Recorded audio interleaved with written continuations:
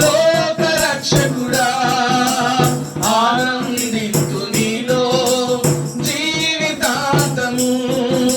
నీ కృప ఎంత ఉన్నతమో వర్ణించలేను స్వామి. నీ కృపయందు తుది వరకు నడిపించు యేసయ్యా. నీ కృప ఎంత ఉన్నతమో వర్ణించలేను స్వామి. నీ కృపయందు తుది వరకు నడిపించు యేసయ్యా.